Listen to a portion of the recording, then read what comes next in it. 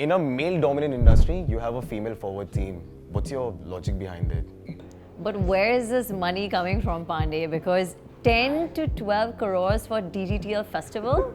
Like, how do you make money? What? I also wanted to know, with all your frequent travels, all your 5-star accommodation, lots of patrons, and always being constantly on the move, how do you manage to strike a balance between this lifestyle and your health? Who says I'm striking a balance firstly, man?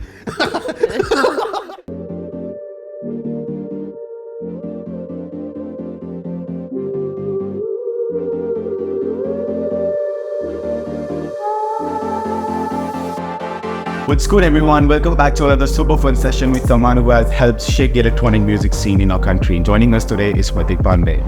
An inspiring story of an engineering dropout who started his music career as a DJ in Mumbai and started doing smaller gigs. Today, he shaped the entire electronic music festival scene by delivering hits after hits like Boiler Room, DGTL, and of course, A Day of Slick. Also the most promising born guy in the scene. So whether you're a viewer or just passing by, your support means the world to us. Thanks for being in our community. Also, don't forget to like, subscribe and comment to keep the conversation going. Link given down below in the bio. Yeah, he should be here. He should be here. Hey! It's good. It's good. What's up? What's up? Come. तू कर ले पहले. How's it going? Before we get on to anything, welcome to Let Me Backstage. Thank you so much for having And here's the band. There you go. Thank you. Good quality also. You spent money on the band. Yeah, we did. I have the cheapest band for my events. Oh yeah? we did. I We had cut to. corners, so. We had to. We had to. Pandey आज अकेले, लड़कियां कहाँ हैं? यार plan था, but बताया तू भी है. So last minute they all backed out. So I actually told them Zach is here, Sati is here. They were very excited to meet them. But then we went on your Instagram profile and quite a few last minute cancellations. So, but it's okay. We'll try again. Right. Effort needs to be there, bro, consistently. Right. Welcome to Let Me Backstage, Pandey. It's a pleasure to have you on this podcast. Oh, wait, I have to give a disclaimer. I love the guy. I love you too, bro. I love you too. That's needed. That's needed. It may not look like that after some time, but I do love the guy. It's my way of showing love. Well, right. I mean, we all know you run Slick, DGTL, Boiler Room, and I'm sure a lot of other things at the same time. So in a male-dominant industry, you have a female-forward team. What's your logic behind it? It happened by chance. All the guys quit. Okay. No, to be honest, I've made a very conscious effort to, because our industry doesn't have that many girls, whether it's DJs, whether it's True. behind the scenes. So I actually made a very conscious effort to push more girls, not just for my company, even in other companies, in other clubs, promoters. I've actually pushed for this, and I think it makes a big difference. Girls are way more responsible. They are way more level-headed. Yeah, I just like girls more than... We all know that. That's what we wanted to hear, but okay. I mean, I can go round or I can just... No, but generally, like, they're better in the workplace for sure. Right. And a lot of times I've seen guys take very ego-centric decisions, Right. which gets cut out when there's like some sane feminine energy on the table. Yeah, I'm sure that helps you a lot for sure. For sure. But Pandey, there have been a lot of talks about whether women have it easier or do men have it easier. This context is coming from because women have it easier because they look pretty and men have it easier because they're not judged constantly. So what is your take on the battle of the sexes? I wanted to ask Law a question if he has it easier, but... I think he does. He does. Because he has a pleasing personality. Yeah. That's true. Thank you. He does. I do, man. I actually don't like human beings. So the fact that I get along... True. Anyway, so coming back to your question, I mean, yeah, the thing is that it's there in every industry. If you look good, or if you're presentable, or if you look hot, or any of the other adjectives, you will have it a little easier, but till a certain extent. If you're peddling if you have no talent basically, then looks will only take you so far. I don't think women have it easier because there are so many girls who are like really good looking. They're super talented, but the talented part gets totally sidelined because everyone's just focusing on the looks. But no one will say that about a guy. Like if a guy is really good looking and he's talented, they'll first say, oh, he's so talented and he's really good looking. girl is super talented and good looking, oh, she's really good looking. Yeah. So I wouldn't say girls have it easier, girls do not have it easier. It is just something which disgruntled men who are not successful say about girls that, they have it easier. You can also have it fucking easier. But on another note, back in the day when EDM was on the rise, you basically decided to bank on electronic and alternative music. What made you foresee this trend? See, I was DJing in Pune, in Bangalore, in Bombay. I was playing quite a few shows. Like, I wouldn't say I was successful, but I was doing okay. I was in college still, so I didn't need much pocket money from my parents. So while I was DJing, I am very antisocial by nature. So I never used to leave the house. I used to just scour the internet for music all the time. Like, I had a very, let's say, psychotically boring life. I did not leave the house for like days at stretch. Only until someone physically forced me, I would leave the house. So in those countless hours of being on the internet, after a point you will, internet is such a deep down rabbit hole. The more it's, you will unearth many things which you never knew. So in that phase of life, I was just discovering new styles of music. And whenever I used to go out, which was not very often, but whenever I did go out, music was dog shit, in most of the clubs, at least in Pune. So I'm like, I'm listening to such nice music at home. Tum logi kya baja rahe ho yaar? So, so that's... This is back in 2011 or 10. What was the music back then like? यार एक trumpet वाला DJ हमेशा आता रहता था. मैं नाम नहीं लेना चाहता. Okay. But basically it was just cut, copy, paste, repeat. Right. And I mean the crowd was liking it because they were none the wiser, right? If you don't give them an option, how will they know? Right. So I feel that it was, I don't know, I don't look like a person who takes on more responsibility than needed, but I felt like it was my responsibility to at least my town should have more options. Wow. If you don't like it, you don't like it. Fine, Yeah. but at least make an informed decision because right now you don't have the option. That's how it started. I didn't really bank on it, to be honest. I did not think I can make a career out of it. It just happened that I was alone, so I started a company and I started doing gigs. I don't know how I suddenly booked international acts.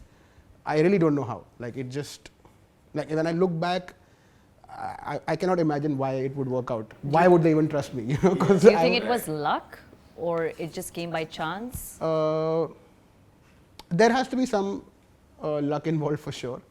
If I had shit luck, I wouldn't have made it wherever I made it. And also, somehow, despite me saying all the wrong things to people, when I meet people, I've never pleased them. In fact, I make it a habit to sort of annoy them. But somehow still people like me. So that is definitely luck.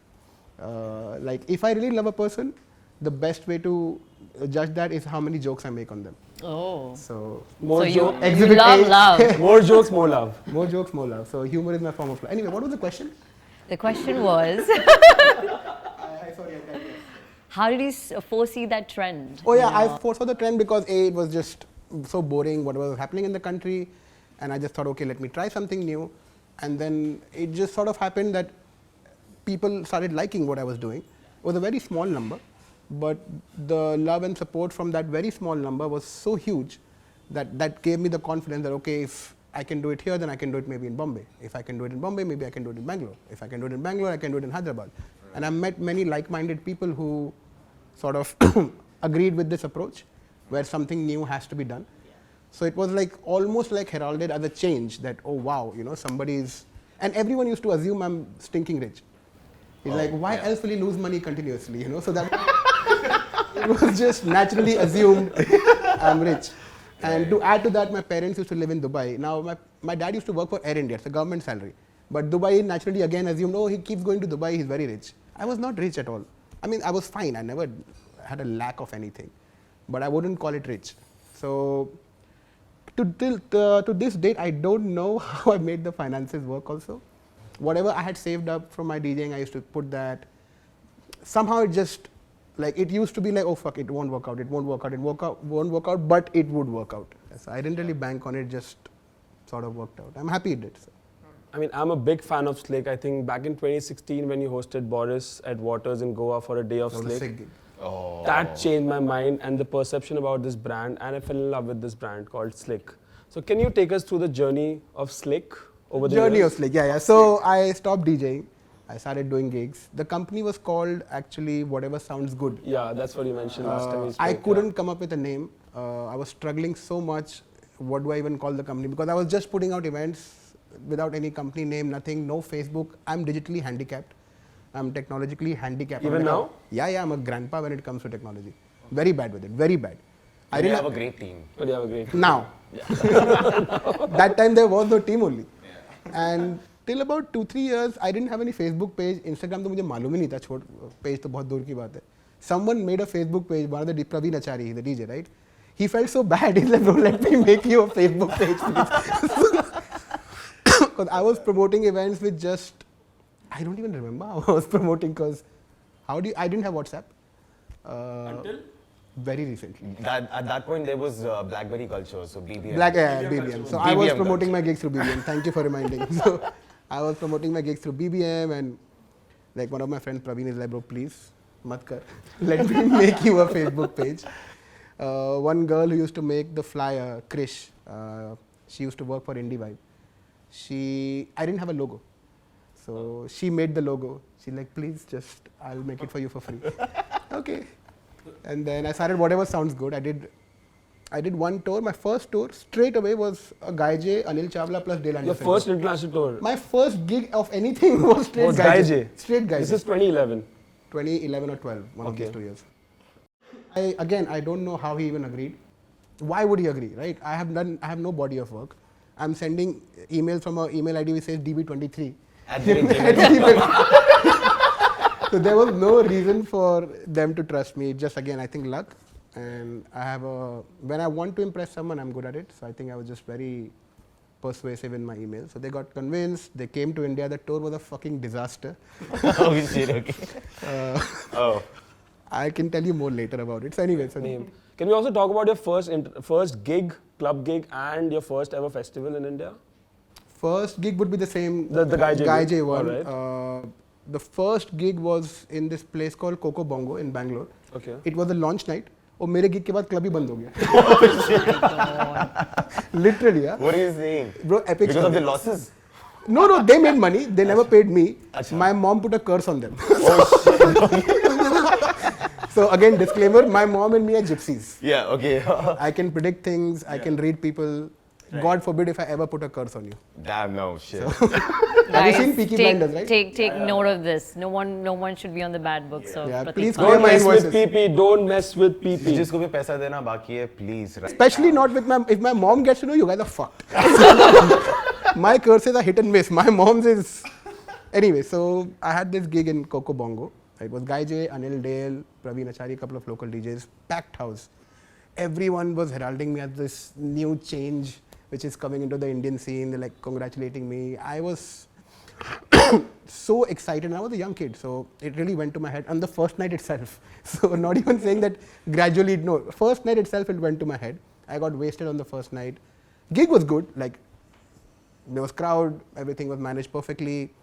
But yeah, so that was the first gig. Next day, anyway, so that was, you just wanted to know the first gig, no? So that was the first gig. And what first festival?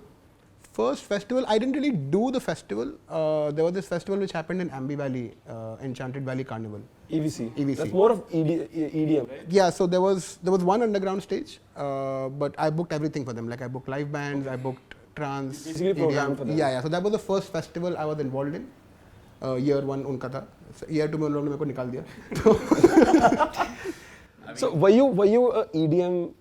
I used to listen to everything. Okay. Because I thought it's my job to know everything about everything. Multiple genres and so I was in tune with everything. Like I would know the latest track by even Bassjacker. I would know the latest track by someone on Underground on Minus.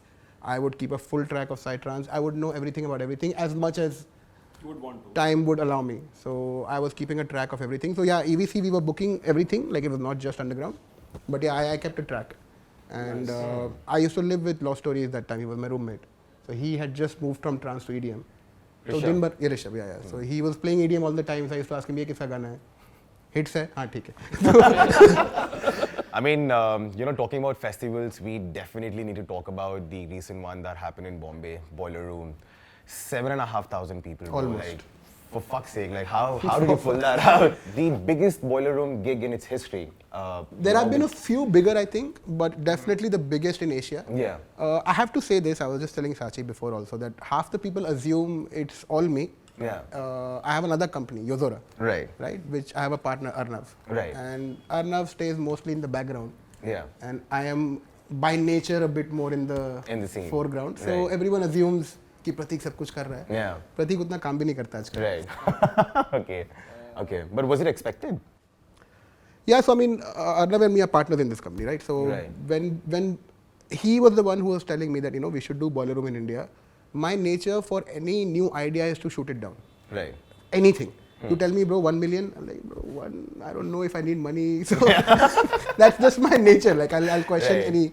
Right. So he was really pushing for it. He's like, bro, we have to do boiler room in India. I know Yeah. it will do very well. The brand is strong. So it was him who actually, you know, brought the brand down. I had very little role to play. I This get was when we started two 16. years. No, boiler room initially was with someone else. We've Yeah. been doing it for the last 2 years. Right. So, but the brand had way more potential than what it was happening, and I think it just needed someone to do like a bigger vision. Right. Because boiler room can move out of smaller clubs and do bigger venues. Right. The last one was by far the biggest, for sure. Like I was there. It was something else. expected, we took a really big venue. Yeah. The same venue we had Solomon Yeah. playing, right? So Let's go, right?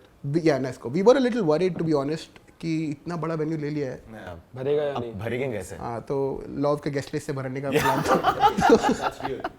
Did you end up having any unusual movements? Because I was there, the AC was shut for an hour. AC tripped for an hour. And What? Okay, so that's real. Yeah, Yeah. So the AC tripped for an hour, Yeah. and it became quite hot. Because I mean, obviously, it was so many people. Yeah. The air conditioning at Nesco is otherwise spot on. Like, Very you know, tight, you yeah. really don't feel it. But we didn't even know the AC stripped. Yeah. So I'm like, okay, it's just too many people. It's Yeah, humid. exactly what I thought. Then I went outside. One of the guys, I'm like, आप अंदर काफी गर्मी है. Like, हाँ, AC trip हो गया है. Oh shit. I'm like, किसी point पे आपने सोचा ये information pass on करने के लिए. क्या बस खड़े रहना है? Anyway, I got the information, and one kid, he had probably drank too much. You know, he was sitting on the floor, puking on himself, What do you think? and his girlfriend was very worried, as was I. Yeah. And obviously, the heat was not making things easier. And I asked the girlfriend, "What did he do?" He's like, "He did like 5 shots in one go." Oh. I'm like, even I don't do 5 shots in one go. Look at my body size. And he was scrawny little fucker. I'm like, why the Whoever this is. why the fuck would you do 5 shots in one go? Yeah. Anyway, so we obviously had the ambulance. I'm like, Yeah. I'll get the wheelchair out for you. He can't walk. So I myself went because I never wear walkie-talkies Right. at event. Right. Everyone has walkie-talkies except me. Yeah. So if they need to get in touch with me urgently, they can't. Yeah. It's just Yeah. the way I roll. I never have walkie-talkies, ever. Right. As a rule of thumb. If you ever see me with walkie-talkie, just assume I've retired. It's not my event anymore. I have sold my soul. Anyway, so I ran out to the ambulance and I said, अंदर एक लड़का है, उसकी हालत काफी खराब है, wheelchair लेके जाओ. And I got busy with something else. Now I told him the location where this guy can be found. Now these guys have gone in panic. They've looked around as to who looks the most fucked. Okay. They've completely ignored the guy who's puking on himself. Not someone else. They have forced someone else to sit on the. They forced someone else to sit in the wheelchair. Okay. That guy's sitting also. So when the wheelchair is coming out and I'm going in, I see one guy chilling, sunglasses on. I'm like, who the fuck is this guy? He's like, sir, आपने बोला इसकी हालत सबसे खराब है. I'm like, भाई उसकी हालत इससे ज़्यादा खराब है. Please let's focus on the. Glucose focus कुछ. They took him irrespective. He's like, sir, इनको तो ले ही जाने दो. हम लोग second round करते हैं. This guy's gone. कुछ तो करे. I have ran back to see where that guy is. He's not there. His girlfriend is not there. Yeah. So I asked around कि ये कहाँ गया उल्टी वाला. He's like नहीं मालूम. Yeah. What to do? I went back to the ambulance. This guy's been chilling, drinking water for free. Wow, yeah. This has to be the most. I asked him, like, are you okay? He's like, yeah, I'm fine. Fucker, fuck off. You don't need to be here. You're taking up space for someone else. Oh wow. Anyway, I make him fuck off, and then finally I met this guy. Someone else had given him water and he was partying again. Okay. I'm like, bro, please, I'm going to forcefully put an LDA on you. Even if you're 30 years old, you are not allowed to drink like this. Yeah, for sure. that's. He took my guys, advice. please drink responsibly. Yeah. Yeah, only if you're fat like me, you can drink more. Otherwise, please take it easy. Pandey, how did you manage to get two mega artists, Tale of Us and Solomon, during the same time at the same year? It's a 10-year long story. I started hounding Solomon in about 2013. As soon as I started emailing him. So he was not that big that time, but they never took interest in coming to India. Like probably 2013-14, it's good that they didn't take interest because the gig would have been shit probably. Also financially probably didn't make sense for them. I used to try every year. That that manager knew that every 2 months there will be one Prateek Pandey emailing him, hey, any plans for India, any plans for India. And they used to always say that, yeah, we have plans, but not this year, not this year. I kept trying. One of the things which is sort of a strength but also a drawback, I woke up at 7 a.m. and I have these spur of the minute decisions. I woke up at 7 a.m. on a Monday morning, which is not my usual waking time. I woke up at Andrea, I told Andrea, just fucking send this email with this offer, which was substantially higher than what he's ever been offered. And Andrea sent it. She's like, are you sure? I'm like, yeah. And I went back to sleep. And she said, got accepted. So that's how Solomon went through. What was this offer? Can't say. But it's more than the GDP of Somalia. GDP of Somalia. Tale of Us was a similar story, not 10 years of chasing, but I also chased for a while. Similar, they became so big, they had so many shows in USA, they had so many shows in Europe that they would not really think that it makes sense. It's a long flight also sometimes to come to India. So, a lot of times they're like, okay, fuck it, why will we take an 8-hour flight, then play 3 shows there, we can just take a train or a 1-hour private jet in Europe and probably make the same money. But, slowly India has become a country which you cannot ignore anymore, because Tale of Us will follow, say, 6 other DJs from Afterlife who I'm booking, and they can see the content from those shows and they'll be like, okay, maybe we are missing out on something, maybe this guy is onto something which we are not sure of. So, yeah, eventually everyone was chasing from India. Like you name the promoters who didn't even do dance music were chasing Tale of Us. Promoters who do Bollywood were emailing Tale of Us. Psytrance promoters were emailing Tale of Us because they've become such a behemoth. Again, I don't know, maybe it was not my body of work. I think my emails are very persuasive. But you got Solomon for DGTL. And Tale of Us was a solo track. At the same weekend as Magnetic Field. Oh yeah, same weekend as Magnetic Field. Why that was actually more to do with Solomon's availability. So we had planned digital for the weekend after, and because it doesn't make any sense to clash, right? Right. But that was the only weekend available for Solomon. So we had to take a conscious decision that okay, we have to prepone the festival because if we don't do Solomon, someone else will do it, and then my festival tickets will be impacted for sure. So it was not something which I wanted to do. It was just something which was sort of based on availability. And with these really top tier acts, like if they give you one weekend, then you have to pounce on it because if you don't take it, it will be gone like this. Yeah. So it was just something which happened. Did it impact the sales? In New Delhi, I would say a little bit yes, because Magnetic is really popular. I mean, it's an iconic festival in India, right? So it does really well there. But the only thing with Magnetic is it can only sell a finite number of tickets because of the way it is. So they sell out every year, irrespective. Me and Love can go and play back to back for 3 days, it will still be sold out. It will definitely be sold out. But yeah, they have a finite number of capacity. So it was a risk which we had to take. And we wanted to expand digital to newer cities. We had taken it to Bangalore as the first edition. I obviously want to bring everything to Bombay because it's hometown and best crowd. Love is here. Love, you actually ended up going to both the festivals, man. You did both digital and Magnetic? So I did first day Solomon and then you drove to Magnetic. Yeah. Right. It was super hectic, but it was certainly worth it. So I've never been to Magnetic because I always have something or the other that weekend which ensures that I cannot go. Yeah, heavy month of the... Yeah, and it's just like I have something or the other and it's not...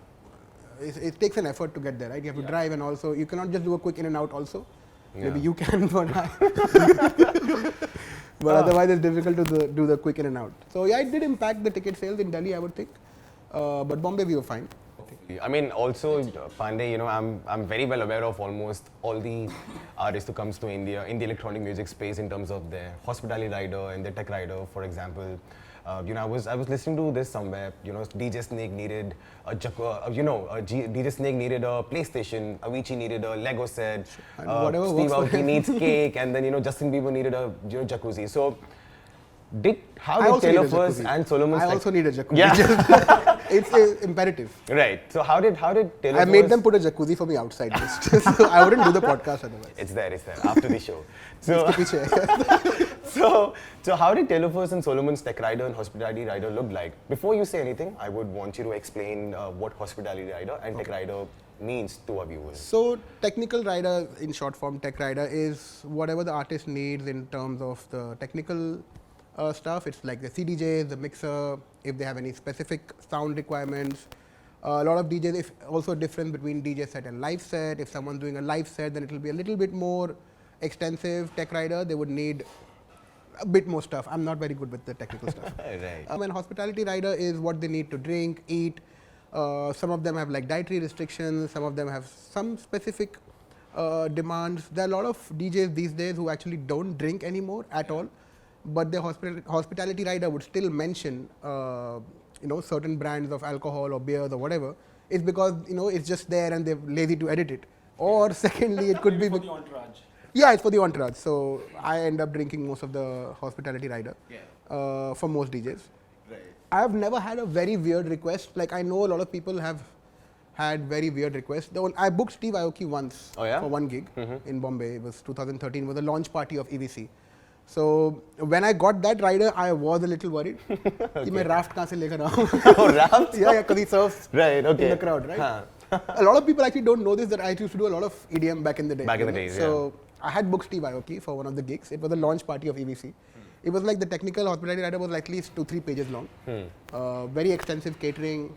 But what about this both boys, like Solomon and Taylor First? How was their hospitality like? Did I they have think anything crazy? No, it was all good. It was the thing is, man, a lot of these things become very expensive for us in India.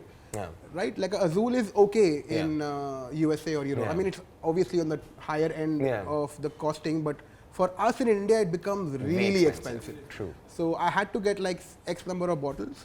I think 6. Okay, damn. Now that ended up costing me a lot of money in India. Now they are used to this price in Europe, which is nothing. Fine. Not nothing. Next to nothing. Almost. For them. For them. Yeah. But in India, it becomes really expensive. Obviously, anything imported obviously has its own duty and everything, right? So it became super expensive. I have a friend in duty free. Okay. Jugaad. Had to do some jugaad for sure. I have a friend in duty free. Yeah. He got a call from some minister Yeah. saying कि हमारा लड़का phone करेगा. So करना पड़ता है यार. Otherwise, if I had to pay full money, then already in a loss. So they had nothing crazy really, like apart from this expensive bottles. Just as expensive. Technical rider was pretty simple actually, because it's a DJ set. You know, they just need the latest CDJs and Pioneer V10. V10 sounds amazing also, so all good. I never compromise on that. Yeah. I had to get them a private jet. Right. Between the cities. Between the cities, right. Both of them? Yeah, both of them. Okay. How significant is the artist-promoter relationship, and how these big artists like Dennis Howard, Ben Baumer, Charlotte, maybe Dixon, have time for India even after such busy rostering? Very important. I mean, you can also just pay them money and do the tour and fuck off. But you're doing something to have fun, right?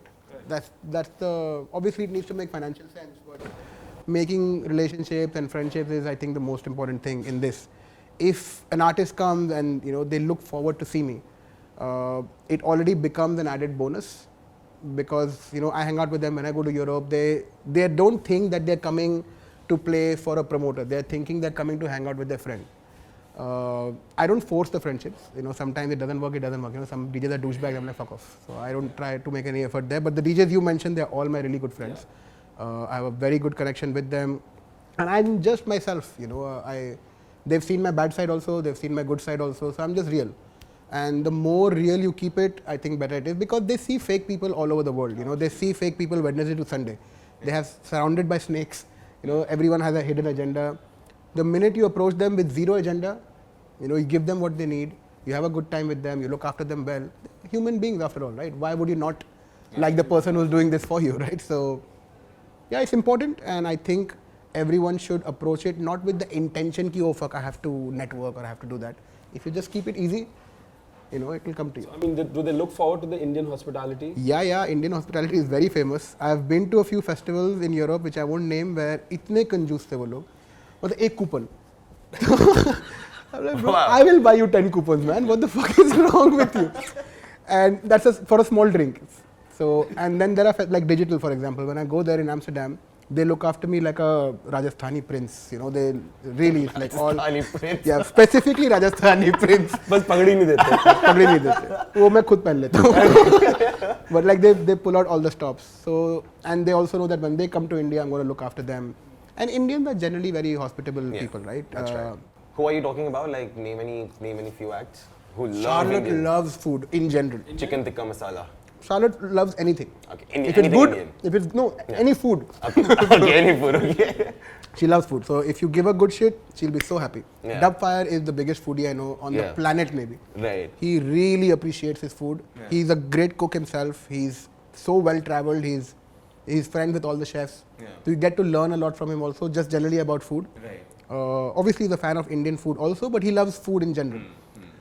Then there are DJs who specifically love Indian food. Right. Like Ben Bomber is a little slut for Indian food.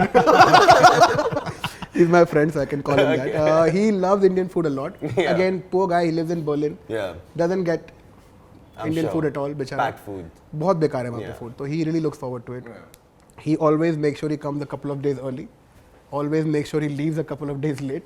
Okay. So that he gets enough Indian food food. to eat. We never announce when he's come early because otherwise people will just swarm Yeah. his hotel. Of course.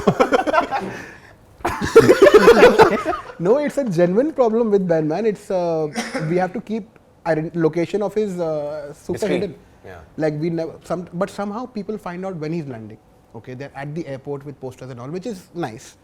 But then they also somehow find out which hotel he's staying. What I wanted to know is, what is this loyalty towards you? And क्या पैसे फेंकने से loyalty बदलेगी इनकी? पैसे फेंकते तो loyalty बनती है, ठीक है, honestly. Okay.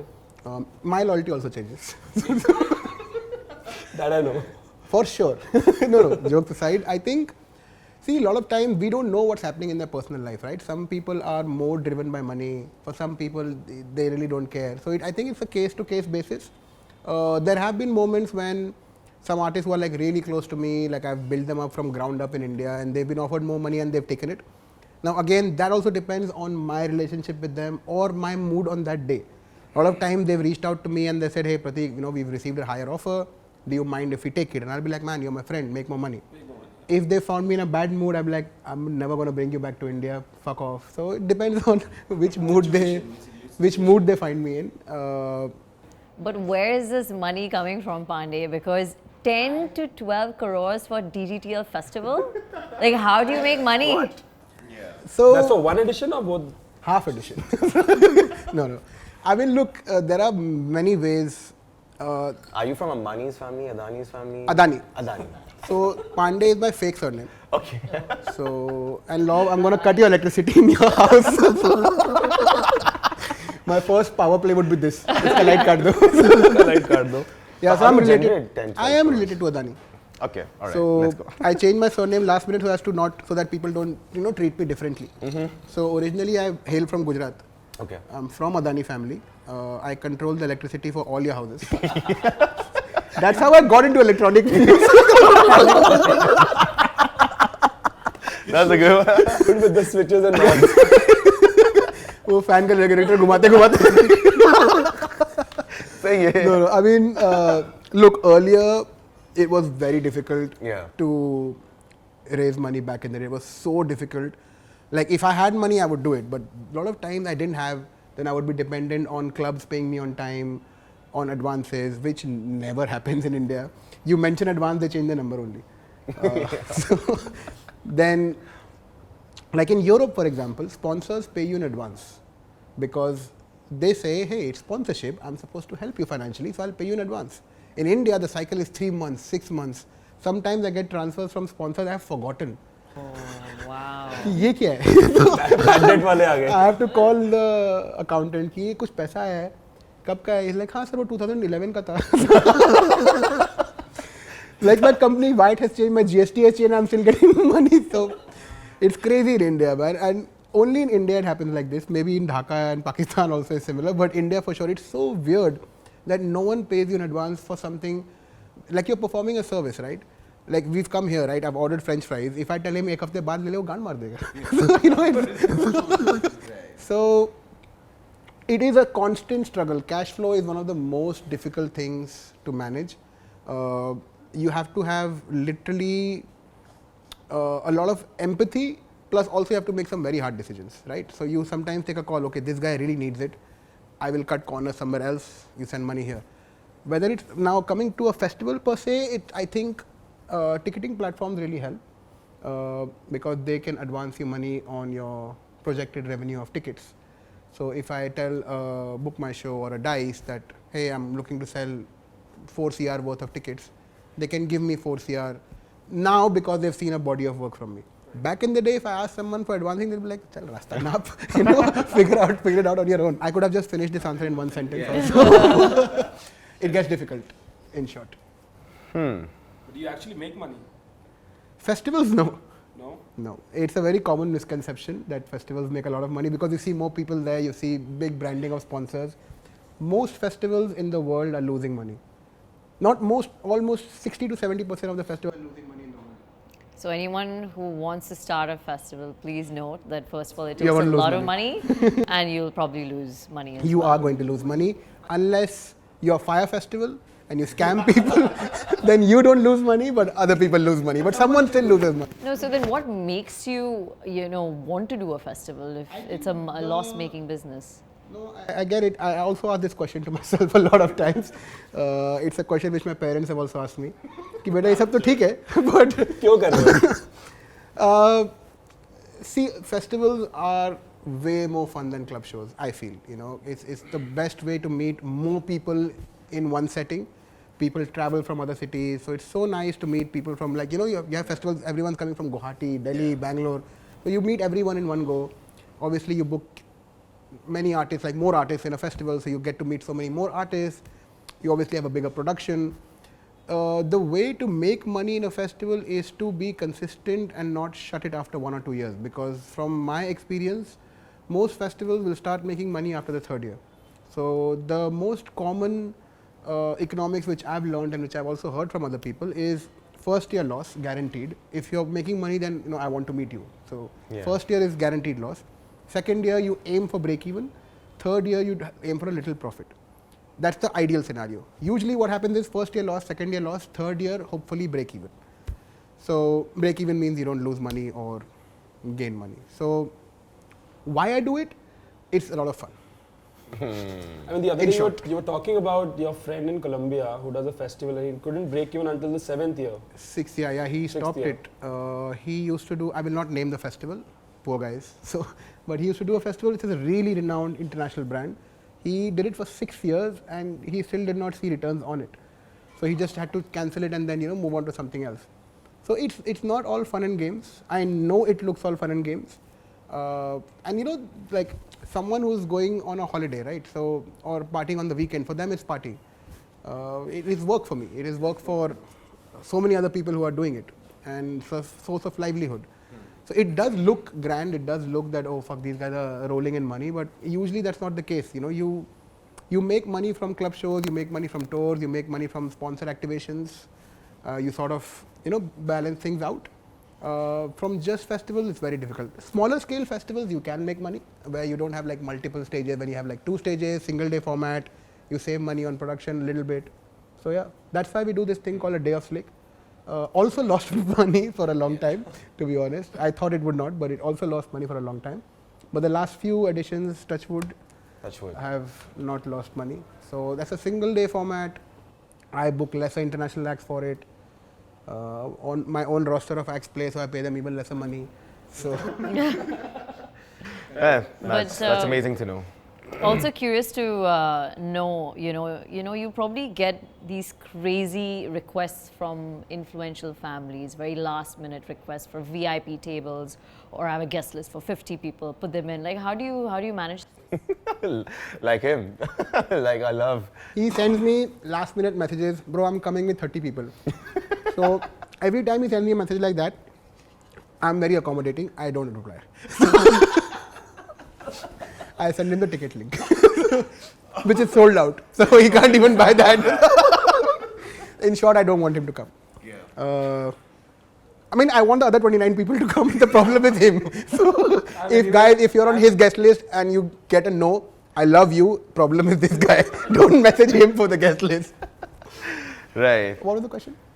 Who asked the question? Yeah, Sachi. The question was, you get, requests from these influential people. I mean, what the fuck to do, it's the biggest problem is the timing. If someone asked me 10 days back, इज्जत से यार तेरा अगले हफ्ते event है, मेरा plan है आने का, I have 100 people, I can still probably figure it out. On the day of the event has started, event is sold out, there is no space physically for people to stand, bro, I'm coming with 10 people. Now, I've tried to explain to people kindly, in anger, in love, in compassion, that send me guest list requests on time. Last minute requests are really annoying. There are some people which are unavoidable. I have to cater to them, and it really boils my blood, to be honest. There are very few things which make me angry. You can see I am very chilled out in life. But last minute guest list request is a pet peeve. I fucking hate it. And people send me, those people on WhatsApp who type, bro, I am coming. एक message भेजना भाई. I'm coming. These are the full names. Yeah. Boom. That's it. Hey bro, all worst girls. The number of Y's is equivalent to the number of spots they need on the guest list. Yeah. In the hey, right? So hey. When I get a very long hey, मैं वो chat ही delete कर देता हूँ. ये तो हो ही नहीं पाएगा. When it's like HEYY, I'm like okay, this I can reply. Two girls are coming. When it's hey, it's her boyfriend's college roommate's chacha. So that the very long hey, I don't open. Oh wow. I've now started ignoring a little bit. Also, the proper guest list thing is like proper names, right? Not like love plus 6. Yeah, you would have to send. Patrice Baumel did a very nice post. I don't know if you guys saw it. No, I did not. He did a really nice post actually about how to send guest list. He's shown the wrong way, he's shown the right way. It's proper. Okay. You basically send one message. You first of all request. It's a guest list request. It's not a guest list demand. You are not entitled to jack shit. You request nicely, politely.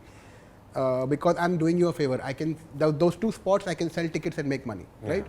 So if I'm foregoing money, it's because either I like you or because I can't avoid you. So it's 2 of those scenarios. Oh shit, guys. Oh so shit. it's only 2 cases. You guys are gonna think about this every time you ask Pandey for guest list. Am I likable or is he avoidable? Am I likable or avoidable?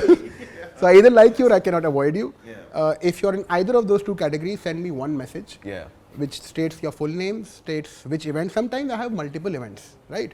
Bro, I'm coming tonight. Where? I'm in Dibrugarh, right? I have one event in Belgaum. I have some artists playing in Jammu. How the fuck will I know coming where? Be specific. Give me proper information. One message, full name, city, club, and on time. Try to do it like 2-3 days before. On the day of the event is about to end in half an hour. Bro, I'm coming. Why? घर पे ही सुन लेना YouTube पे. I'm sure. I mean, we all are sure that you get a lot of calls for guest list and all last minute. But कितने लोगों को ignore करना पड़ता है? But let's say out of 200. I think it also depends on the capacity of the show. So I think if it's a bigger capacity show, then I can be a little bit more lenient. If it's like a smaller club show, like for example, I'm doing something at Antisocial. I know my capacity is 450. That's it. Now I have sold say 400 tickets already. And I stopped the ticket because I know I'll have some guest list requests last minute. I have then hit 50 guest list spots. That's when it becomes a problem because I know the club is going to be now overpacked. All the negative comments will be coming towards me that I'm greedy. I am, but I'm not that greedy. So I will not oversell an event ever. It's not my intention that you're sweating on the dance floor and not able to dance. It's not my intention at all. But then you start getting sponsor guest list. You start getting extra guest list. people who are my friends, I will always want them at my gigs. People who are just absolute randoms who don't ever like, even if I get into an accident, that guy will not come and check on me. But on the day of the big event, hey bro, long time. There's a reason for the long time, my friend. Yeah.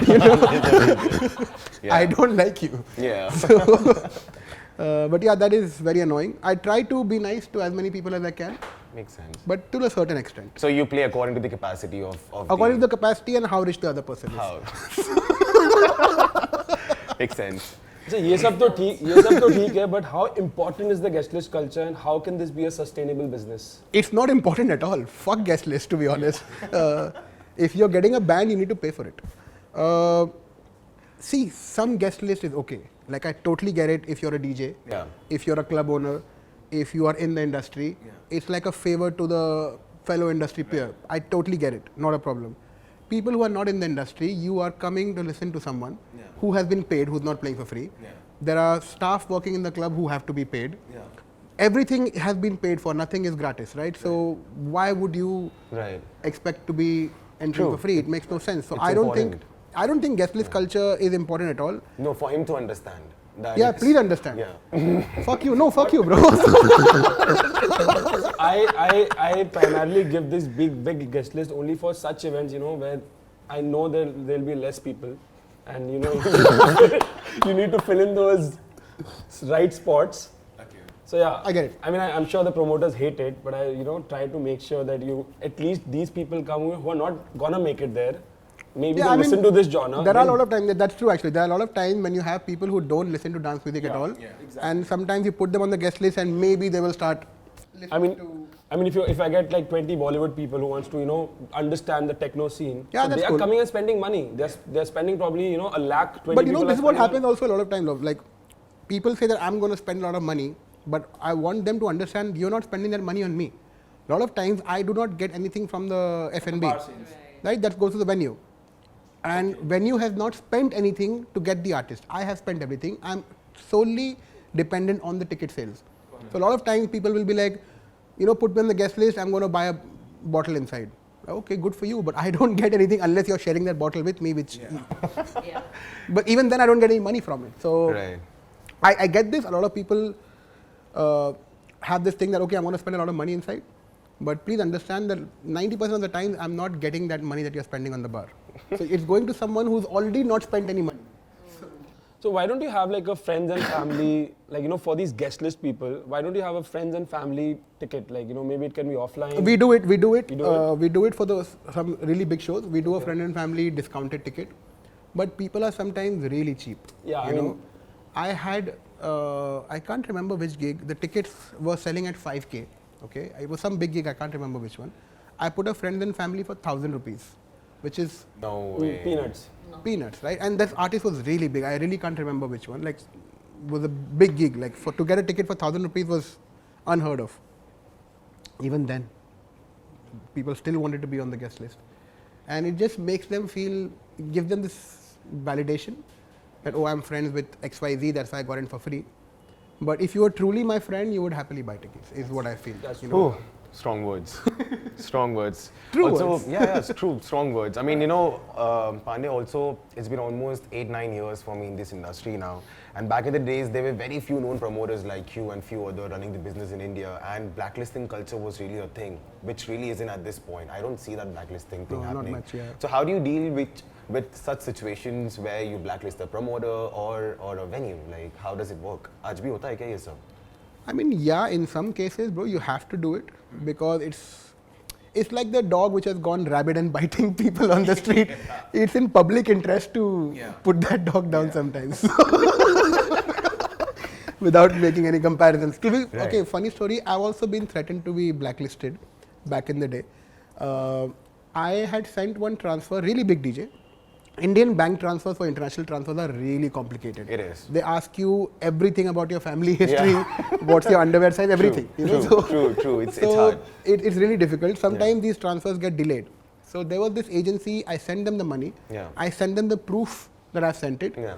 It didn't reach them before they were going to fly out. So they cancelled the tour and they sent an email to everyone saying Slick is blacklisted. Right. But the joke was on them because everyone replied saying, "Hey, you guys are idiots." Yeah. You know, Oh, shit. why are you blacklisting the only person who will book you in India? Yeah. You know. Right. Yeah. B, you will get the money. He's very trustworthy. C, the parties are sick. What is wrong with you? He got it back. He They got got it the back. and he got the money. He got the right? money, He yeah. received the money. They had not taken the flight. They're like, "Oh, big mistake. Let's reschedule it." I'm like, "Fuck off." Yeah. Never told them back. Return the money. Yeah. They didn't return the money. No? No. I had to get a lot of other friends involved to get like 50% of the money back. What GDP of Somalia are we talking? No, not GDP of Somalia, but quite a bit, man. It was about 15,000 euros which they kept. And she's a big DJ now. Oh, wow. I'll never let her come to India. How much money do you have in the market? Like, how much people owe you? Like, or you A people? lot. Yeah. Approximately. A lot. I can become a partner in this place. Oh, yeah? Easy. But you know, I didn't even know that there was bidding. Actually, there's a bidding war that happens for artists as well, and people are willing to pay very high prices. Sure. In India as well. So how does this work? What happens is, see, the top tier of talent, there's like only 5 or 10 of them. There's like an intermediate tier of talent, which is like DJs. But there's a finite number, right? So any service like a diamond is more expensive. Why? Because they hoard it and it becomes more expensive because that's how you create the demand. Now what happens is when like there's only one Solomon, there's only one Charlotte, there's only one Terra First, there's only one XYZ.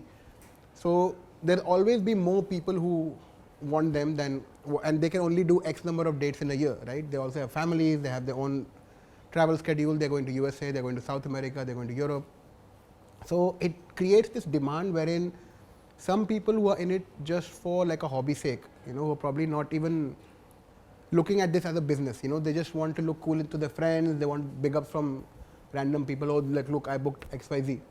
That they are the kind of people who will end up overpaying. They creates a bidding always. I never get into a bidding war. I always politely walk away. There was a time when I used to get into it and I've realized it's not worth it.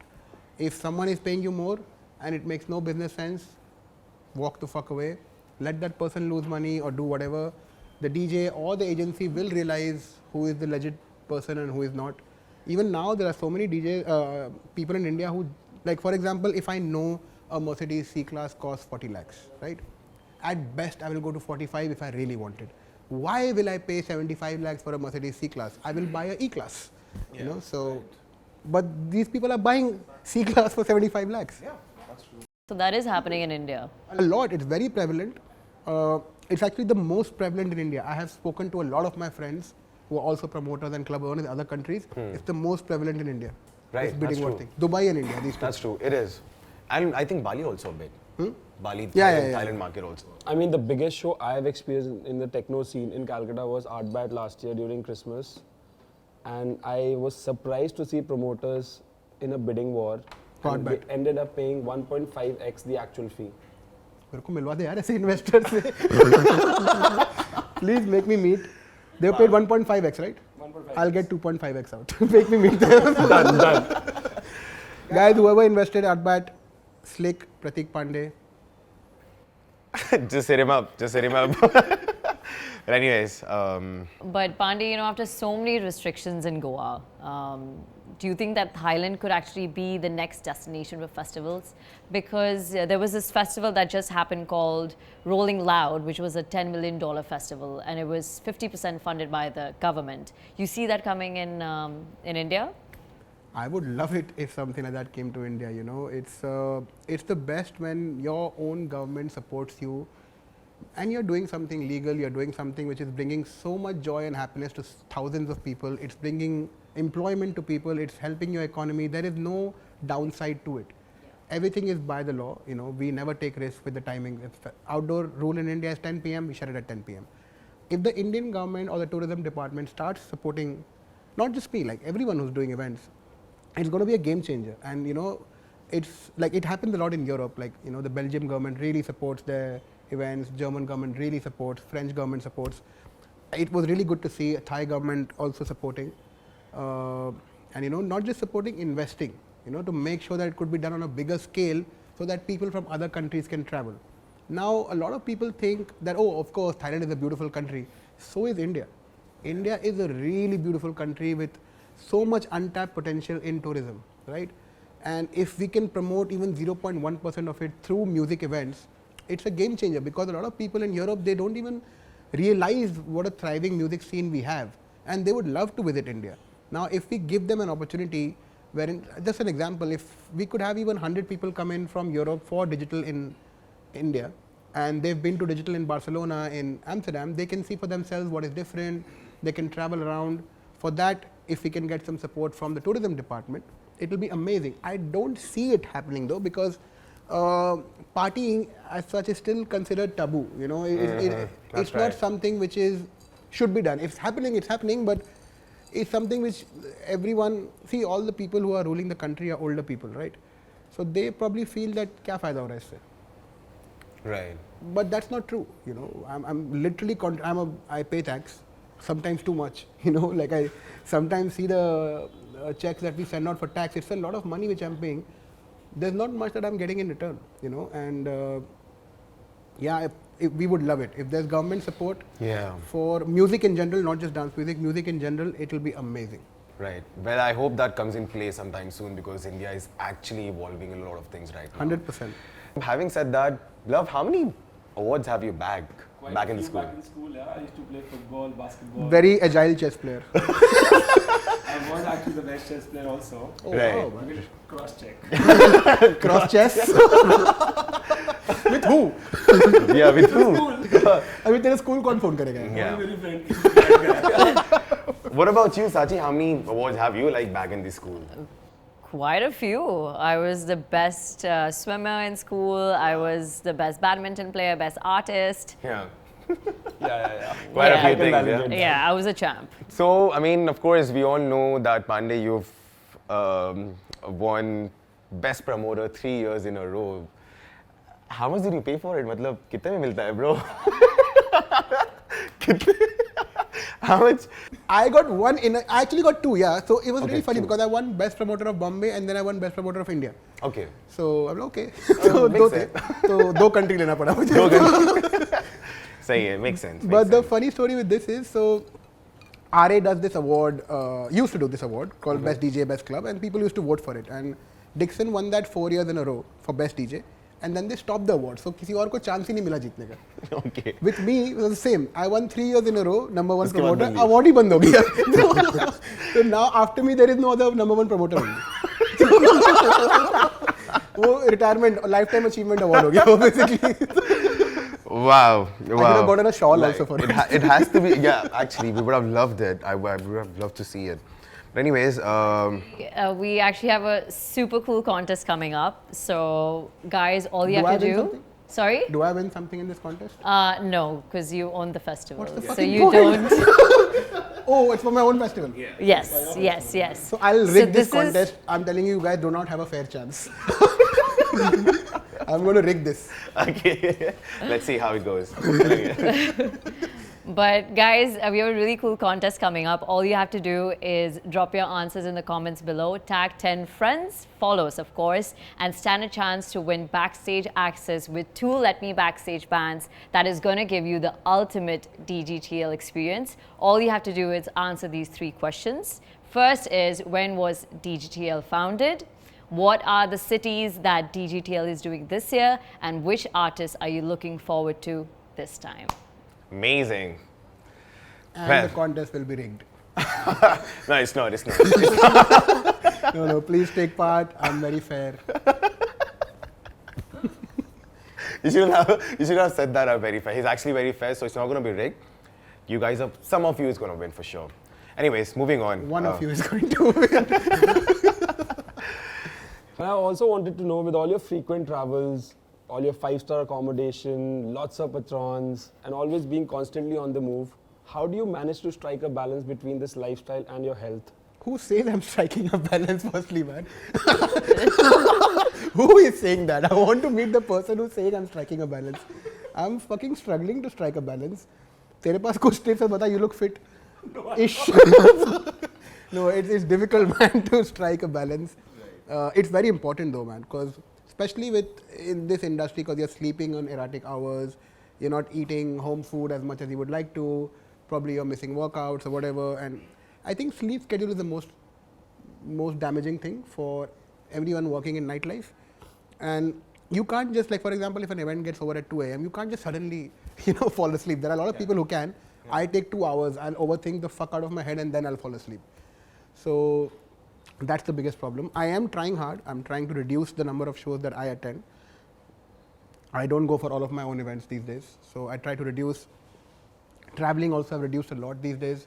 It's very important that, you don't get caught up in the moment and be like, no, I have to go everywhere, I have to attend everything. You don't, it's just a party end of the day. If you miss one, there'll be another one. Unless it's Ben Bomber, then you cannot afford to miss because he will not come back. But no, but otherwise you have to strike a balance. Very important. Eat healthy, sleep as much as you can. A very wrong person to give advice. I don't do any of this, but I'm trying really hard to. Well, at least you're trying, Pandey. Yeah, I am at trying. Least. The at least effort is there. And for does sure. it take a toll on your mental health as well? 100%. So back in the day when someone used to tell me that, oh, I'm struggling with my mental health, I'm like, movie dekh le. I used to give the most fuck all advice basically, until I started suffering a little bit from my own mental health. And I see a lot of people struggling with mental health in dance music in general, again because of the aforementioned reasons, because you are struggling with erratic sleeping time, not eating proper food. Your so-called friends are not really your friends, they are just acquaintances you meet at a party, and you mistake them for friendship. It's not really friendship, You hang out with them for 2 hours in a gig and you start blabbering about your life to them and they blabber about their life to you. Then you go separate ways. They do not give a flying fuck. They are not your friend, you know. So I see a lot of people struggle in dance music, and it's really sad because, I encourage everyone these days that even if you're not struggling with your mental health, you should still do therapy, because most of the people do not have someone to talk to. See, all the answers that you need in your life are all within you, always. Sometimes you just start talking to a person who's non-judgmental, and they are not going to give you advice. They'll just listen. They'll guide you in a direction where you need to reach. And if you just talk for 1 hour, you'll get the answer. So I generally suggest therapy to everyone. It really helps. People consider that, I'll only do therapy if I'm depressed. No, don't wait for that time. Just start talking to someone. If you have a friend who can just shut up, listen without giving judgment, great. Do that. But if you don't, then please. But on a lighter note, exactly, I want to talk about this smile of yours. Very difficult to have lighter note with people like me. Eating fries. It's only fried notes. Fried notes. No, but I want to talk about this trademark signature smile of yours. Yeah, this one. Hasmukh bhai. This one? No, because I tell you, Pandey, I get a very different smile here. Yeah. But if I go on Instagram, There is those one trademark smiles, what is that smile? This one, which one are you talking about? This one and then... Eyes closed? Yeah. That's when I'm drunk. Oh. So all your So you're photos on mostly drunk. Instagram are drunk. Somehow I've taken pictures. See, Instagram is not going to show my real moments, right? When I have a cold, when I have cough, lying in bed, I'm not going to post that shit, right? So I'm going to end up posting something from a party or an event or when I'm traveling, and invariably I'll be either tipsy or drunk. So that's where my trademark smile comes out. I think I also get really conscious when someone's taking a picture. So in that brief moment of when everyone's posing and the picture is being clicked, I have 20 poses in my head which I'm trying to change. So now I have zeroed down. Okay, this is what I'm going to do. There is no anxiety, there is no panic. This is my fucking smile. Well, that's amazing. But you have a different side when you have women around. Yeah. I don't have women around usually, man. I have fucking you around. That automatically removes anything. Yeah. That's insane. Pandey, how did you actually bridge this gap between India and big festivals, and what can audience look forward to in the coming season? I don't know if I've bridged the gap already. So many people thank me for this, that, thank you, because of you, we don't have to take a flight to Europe. Yeah. And that feels amazing, that I've saved you so much money and yet you're asking me for guest list. But it feels really nice when people say that, hey, we've seen this on YouTube and we could not afford to go to XYZ country, but you're bringing it here. And that's been a big focus for me in general, that If you're able to see it on the internet, you should be able to attend it in person in your own fucking country, unless it's illegal, which is not. We're Right. doing everything by the law. So that's a big focus for me, and I think going forward, you can see a lot of international IPs making a beeline for India. I think it's going to be a very good time for the next 3-4 years. See, India's young population is probably the most in the world, Right. highest in the world, and I don't think we are tapping into even more than 0.5% of people listening to dance music. My numbers could be wrong, but if this number reaches anywhere close to 3% or 4%, no one's going to go to USA, no one's going to go to Europe, they'll all be circling around India. We've not even reached the tier 2 and tier 3 cities because there is so much untapped potential there. And I hope random promoters don't start this after my advice. Please stick to tier 1. Stick to tier 1. Leave the tier 2 to me for now. So, yeah, there's a lot of untapped potential, man. Right, for sure. Can you share some pros and cons of big festivals? Cons, you lose money. So, biggest con. Pros is you get to meet so many of your friends in one place. You get to experience so many different artists from around the world in one place. You get to see a bigger production. There's always some new F&B thing to try. There's no new food. There's new drinks. Lots of Patron. Lots of Patron. Lots of Don Julio. Lots of 1800. I can go on and on. So, but yeah, I think that's one of the biggest pros that you get to experience these all things in one place for 3 days. Everyone's together to enjoy one thing. Cons would be, I think, losing money, lack of sleep, because you're not sleeping much in a festival, running into weirdos. Not you, generally. In general. You don't want to run into weird people, right? Do you like running into weird people? No, right? Right. And what do you look in the Indian acts when you book them for your festival, other than your roster? Like DJs who are not managed by me. Yeah. Like maybe for a boiler room or So Boiler Room has a very different concept. This thing. Boiler Room as a rule, they don't want to book anyone who's already popular. Someone who's already made it, they don't want to do that. Their focus is, if we have this platform of making someone's career with millions of streams, we want to book DJs who are not known at all. That's why you'll see on the Boiler Room India lineup, we don't book any known Indian act. A lot of times I myself don't know who's playing. So मुझे खुद check करना पड़ता है कौन है. So that underground. So I did that myself when I was there. Like, कौन बजा रहा है? That's the whole idea, and that कौन बजा रहा है will get lot of streams and will become eventually big and start overcharging me only. So apart from that, I mean, that's just Boiler Room. Otherwise, for my normal events, a lot of it is nepotism, straight up. No cap. No shame. If you're my friend, you're going to play for me. That's it. And if you're not my friend, you might still play for me, but so you're Karan may not be Johar, very often. You're Karan Johar of electronic music. 125%. Yeah. Minus the Audi A8, but yeah.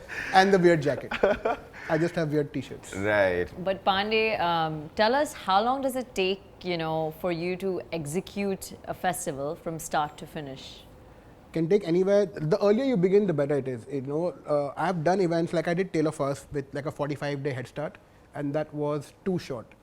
That is not ideal at all. Ideally, if it's a new festival which you've not executed before, it's a completely new brand, then you have to start at least 2 years, 1.5 years before. You come up with the branding, you come up with the ideation, and you start scouting your location, you come up with a brand language and everything, then you start hitting up artists, you start hitting up brands for partnerships. Minimum, I think if you're looking to do a new festival, you have to give it 1 year head start. It's impossible to get all the things correct otherwise. I've seen festivals which are done in a hurry. I have done festivals which have been done in a hurry, and there's always something missing. Okay, so the timeline that we can look at 1 year is 1 at year. least, yeah, you need 1 year. Like this year, we're doing digital with 7 months of prep time, but that's because we've done digital now 3 editions, right? If I had not done it, I would need 1 year plus for sure. Sick. I mean, that's interesting, Can we talk about any funny drunk memories that you have? Any one. Like, okay, hold on. I have one with you actually. That happened in Goa at Nver Festival very recently. Guys, I think you. It's not if you funny. want to know about it the is whole sad. story, It is sad. then It is not funny at all. We need to see this. This says the kind of fun we've had in Goa. Would you like to tell us about what happened? My inner thigh is fully black. It's black. It's like blacker than my fucking shorts. So I don't remember any of it. Well, I was there actually. You, me, and Myron, and some of our other friends. You actually got drunk, and he got you drunk. Myron got you drunk to death, bro. Like 12 Patron shots, patrons, 11. 2 Jaeger bottles, 3 Jaeger bottles. Three Jaeger bottles. One, I think. And someone was giving me fucking champagne. Yeah, champagne. You cannot mix champagne, tequila, and Jaeger. Right. It's inhuman to do it. See, I have a very low resolve. If you tell me, hey, take a drink, I'll take it. You know, and if I'm sober, I'll say no.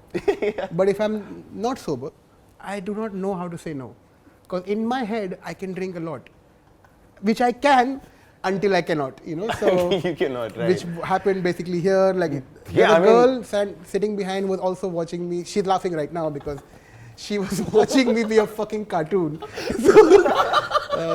It reached embarrassing. Like, a grown man should not be acting like that. No, actually, Even a kid should not be acting like that, forget grown man. So it was really embarrassing. I hope none of you watching the podcast were in Goa last weekend to see me in But that action. has to be my best memory with you, to be honest. I mean, I had the best night. Yeah, with because you. the jokes were on me. So, of course, you had the best night because I was fucked out of my head. But I mean, thanks to these Indore boys who, you know, took ultimate yeah. care of him. Yeah. Who he completely ignored. Pandey had, you know what happened actually? So when the light, They're like, are you okay? Who are you? bro, I mean, I didn't have an idea about it myself. When the lights turned down at 6 in the morning, it got shut. bro, there's a I song see by my Michael Jackson, right? Blood on the dance floor. That is what was happening. No, it was on Literally. my t-shirt, Pandey. My t-shirt was full of blood. I did not know about it. When I saw it, I was like, We had a bloody good time. God. So. we had a bloody good time for Yeah, sure. I cut my hand somewhere, which I don't remember. Yeah. I'm guessing, I don't understand this. So I cut my hand, but my left inner thigh hurt. So I don't understand in what No, position because I did was the fall. one to hold you when you fell. So there was a big gap and you fell into it. But anyways, moving on. There was a lot of blood. It was fun. it was a bloody good moment for sure. And You all know the relationship you share with Ben. Can you share one of the... What do you mean relationship? Define relationship. I mean, you manage to, like, you know, whenever you're in Europe, you're with him. When he's around. When he's around. When yeah. he's around. And so what is the most weirdest thing about Ben Bomber? He's too nice. That's the weird. He's too nice. I say it in the nicest way possible. I've actually asked him this, that, you know, how do you get by life by being so nice? It's impossible to be that nice. He's extremely nice, and I've told him you need people around you who are not that nice. I say the same to Amotic as well. He's too nice, you know. So weirdest thing would be his niceness, and that he's not getting duped also. Like, if I was that nice, I would be getting duped every day in India, 100%. Does he like party? Not much, but he parties with me because I force him. But I don't know if it's very consensual. Pandey being Pandey. Yeah, it's a bit of you being you, actually. me being you. So I don't think on his own he wants to party that much. And what is that one thing you love about Ben Bomber? Sells me a lot of tickets. always sold out shows. I love that about Ben, that he sells me a lot of tickets. I don't have to put any marketing budget. He is the marketing budget. So his biggest show when he was here was, I think, Glory? Last tour. no, it was actually Mirage. Mirage. Where Bangalore. there were equal number of people outside than inside. Glory पे तो बीच पूरा भरा हुआ था. So it was an added show, right? Yeah, I had you to had to add shows. because of constant threats, pleading, begging from people. I'm like, we missed him. We have to do another show. We are in Goa. I'm like, okay, I could have done another 7 days, and all 7 days would have been. So he had time during that December period as well.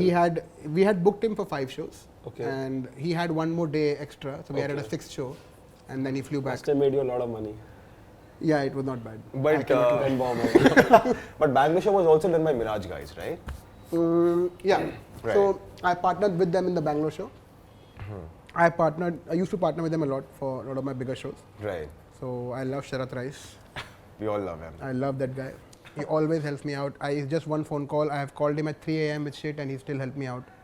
So yeah, I like Crazy. working with him. Crazy. I mean, it's been a long fucking journey, like 15 years down the road. What has been your biggest learning? Never do an event with your invoice being unpaid. You know, no matter how much assurance you have from that person, once your services are rendered, you are useless. So that person will try his best to fuck you over. My biggest learning is, don't be rude, be nice, be polite, but be clear in your payment terms with everyone. Because I've seen friendships get ruined, I've seen business relationships go sour because of money being involved. It makes me sound like a very money-minded person, which I'm not actually, but it's just I've seen many things go sour. So my biggest learning has been that. And I think aside from money, one of the big learning which I've had is patience. It's very easy to be impatient in today's world because the younger generation do not know what this word means. As a rule of thumb, they don't know what patience means. And I see them struggle because they don't have patience. Life is fine, world is going on absolutely fine. They're not being given a bad hand by luck or something. It's all good. It's their own impatience which makes it seem that everything is crumbling around. So if you're patient and if you chill out, it's usually works out. So, yeah. I mean, everyone says that patience and loyalty are your favorite Most words. important What's been thing. the most loyal throughout your journey? In terms of gigs or sex? Sex has been me. I'm very loyal to myself. Gigs. I mean, I can't think of anyone who stayed loyal to me throughout. Like working with you or being with you. But only with me. Only with you. Not one Not man. only, but yeah, throughout this journey. Throughout of this Slick. journey, maybe, let's say. I would say Charlotte DeWitt is very loyal Okay. to us because again, it's not more about Slick, but she's really fond of me.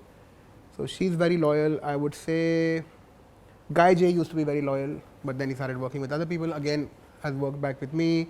Jeremy Yolanda and me were super tight. We're still tight. We're still great friends. We hang out in Europe all the time when I go there or when he comes here. But yeah, he used to be also super loyal. But it's been, Dennis is fucking loyal. Yeah, you're right. Dennis is fun. And Dennis loves me. He loves you, yeah. Dennis loves me and I love him back. I mean, make sure he reaches all the after party. He has gone to more after parties in India than me. He comes to, I swear, he comes to India, I have gone home, somebody has random is texting me, bro, your friend Dennis is with me. I'm like, where are you? He's like, town. I'm like, the gig was in Andheri. He's like, yeah, he's here. It's weird. It's fun, nice guy. Right. Super nice guy. Pandey, wanted to ask you, what misconceptions people have about you? Back in the About days. me? Yeah, of course about you. You're not that pleasing when somebody meets you for the first time. You have that vibe in you. No, people have that thing that डर लग रहा है डर लग रहा है या फिर बात करूं या ना करूं मतलब पांडे से मिलूं या ना मिलूं वो रिप्लाई करेगा या ना करेगा Reply तो नहीं करूँगा. That is given. So, Yeah, I just have a very shy and awkward nature if I don't know the person, right? And I'm absolutely polar opposite when I get to know the person. yeah. Like, so I've seen that. most of the people who don't know me, they assume that I'm very rude or cold or unapproachable, which I'm not. And you shouldn't approach me because I'm not that person, but I will act like that person because it's my own defense mechanism. Right. Like I don't like You don't like to meet get new yourself people out that there, much. You're very reserved, basically. Very reserved, but then like you guys I know, right? So I'm super comfortable around me. You will not see me in a reserved mood ever around you. So if I like you, I'm super nice. If I don't like you, I look unapproachable. So that's one of the misconceptions that I'm perpetually cold. No. No. Okay. Great. I think that's what people need to know about Prateek Pandey, that he's absolutely not cold. So if you have anything, Yeah, you please can always approach him. Yeah, always DM me. Yeah. That message will remain unread. No, I'll tell you what happens with these messages, man. So I don't even have that many followers. Yeah. But I still get a lot of messages. You do, I'm sure. And I'm being treated like an inquiry counter in those messages, right? Like those help desk. Yeah. So like boom, boom, boom, shooting questions to me. Yeah. Even at gigs, like I'm going out, I'm having a drink. Bro, who's the next phase of digital? Cheers, man. Nice to meet you. When are you announcing this? Right. If I wanted to announce, I would have announced, right? Like I get your excitement. I totally get it. I love that you're excited about any of my events but there's a time and place for it. I get the excitement. I was also an excited kid once, so I'm not hating against it. It's all good. It's just that people catch me in, like I'll tell you one example. I was eating this really complicated pizza in Bangalore, okay? Like that complicated pizza. It had way too much cheese. Like, you touch it and fucking cheese is flying every direction. In the middle of my bite, one girl is like, Prateek, why didn't you book XYZ for this event? in the middle of my bite. So, I mean, क्या जवाब दूँ यार? Like cheese गिर रहा है यहाँ पे, chili flake उधर रहा है, तुमको artist का पड़ा है. What to even say? That's the very rare time that I got. I'm like, can I tell you after this pizza? She's like, yeah. And I actually found her and I gave her the answer. So I'm nice, but just pick your fucking moments. Patience is the key. Right. Not when I'm eating cheesy pizza, man. Can you also tell us about the best after-party conversation you've had? I mean, There are countless, man, you know. See, most of the after-party conversations are absolute bullshit. Yeah. True.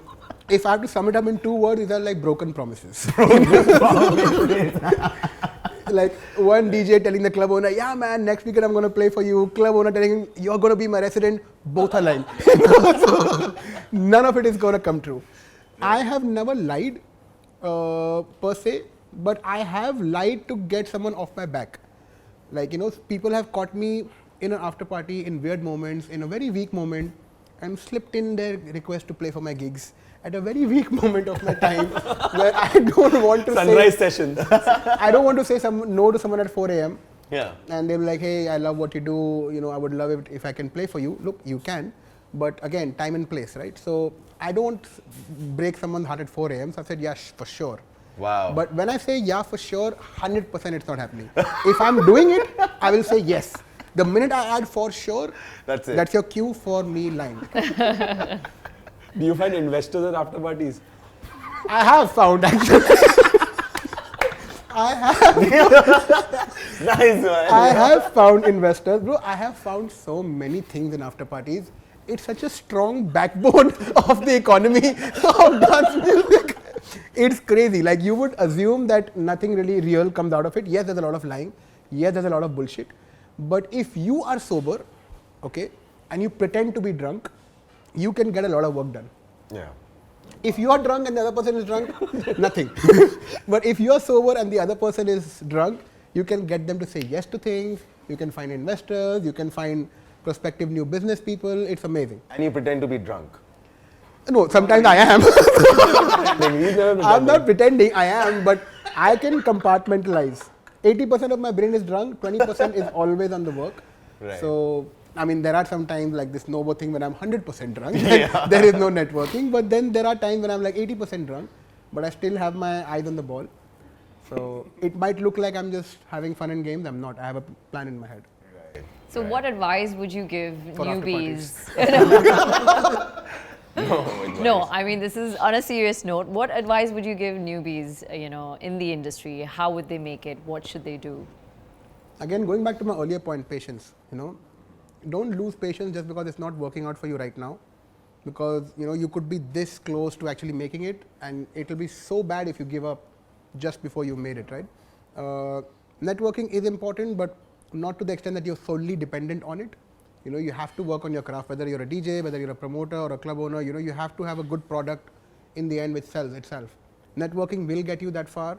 Looking good or being at least presentable will be important. Don't forget, it's show business. Don't turn up looking like a fucking beggar.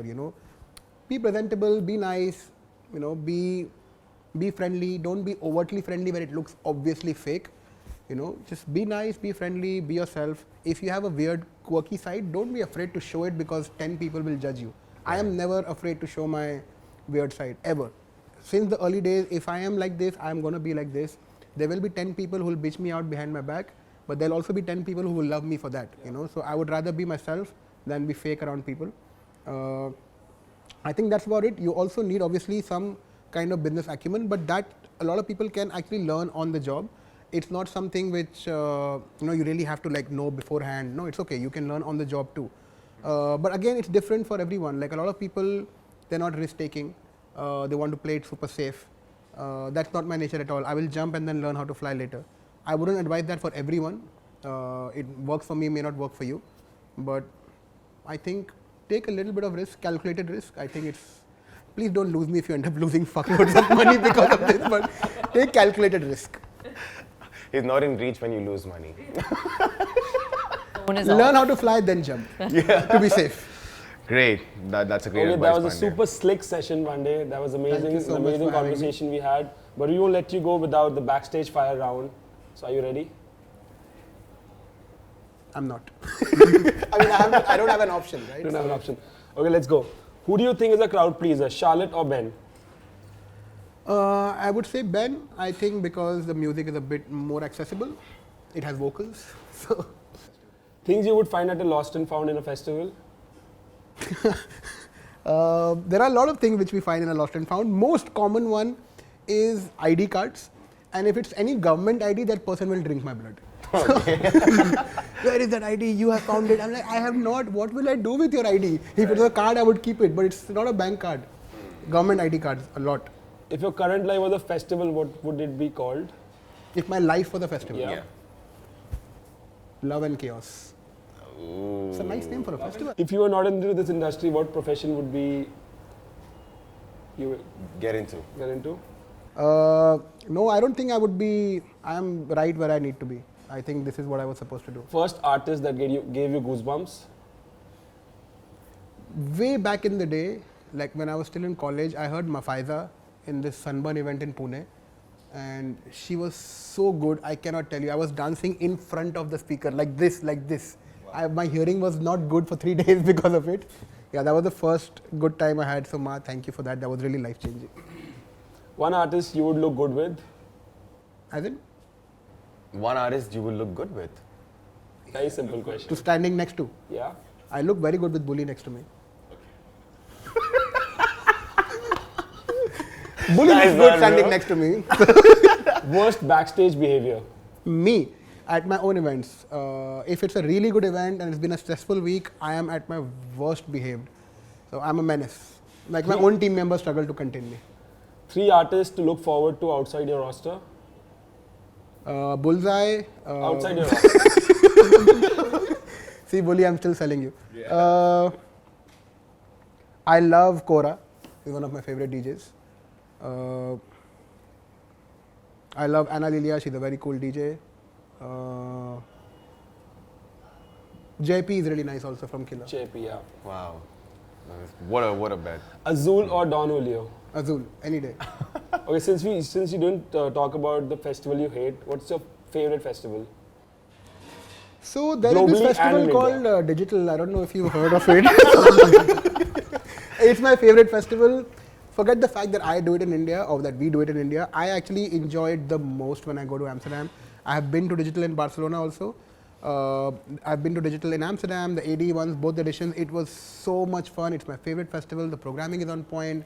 They look after me really well.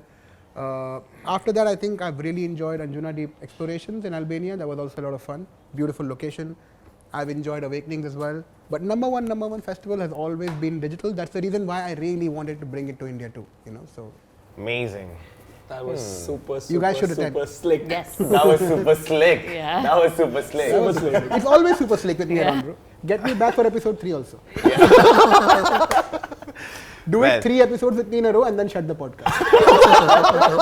Only if you get the GDP of Somalia. Yeah, so then I get the lifetime achievement that Prateek के episode जैसा कोई episode ही नहीं हुआ. Right. Why? Because there were no other episodes. Amazing. So thank you guys. It was a lot of fun actually. I didn't expect it to be this fun. Right. Super fun. I thought it was going to be very boring, so I was very apprehensive. But ended up nicely. Plus I got free fries. So. Yeah, for sure. Actually not free, the bill might still come. So. Pandey, we have the last question for you. Just wanted to know, what was your take on Let Me Backstage and us? Oh, I met you for the first time. I already know these two idiots. I had a great time. I think what you guys are doing is very cool because in general, music on its own, it doesn't have much of a coverage in India, right? There's no radio, not much. I mean, whatever is there, it's mostly mainstream stuff. There's no documentaries. So to have a podcast, especially in a video format, which is produced well, edited well, your questions are insightful, it actually covers shit which people don't get to know. I think it's amazing. And I think it will really help because, yeah, for sure, man. Because, a lot of people will see an event or see a DJ or see a club, but they don't know what's happening behind, right? So I think you guys have nailed it spot on with the whole concept and ideation. So I'm really excited to see where it goes. Thank you so much, Thank you Pandey. so much. Thank you so Anand. Thank you much. so much. Means a lot. You don't need my validation though. No, But we you do. have it nonetheless. Yeah, we have it. We have it nonetheless. But thank you so much for a fantastic episode, Thank you so Pandey. much. Don't forget to follow us on social media to get to know about the latest guest announcements and latest episodes. We really want you to be part of this amazing journey with us. Remember, folks, this is a one-stop destination for everything music in India. Whether you're a fan, a musician, or just curious to know what's behind the melody, this is the place to be.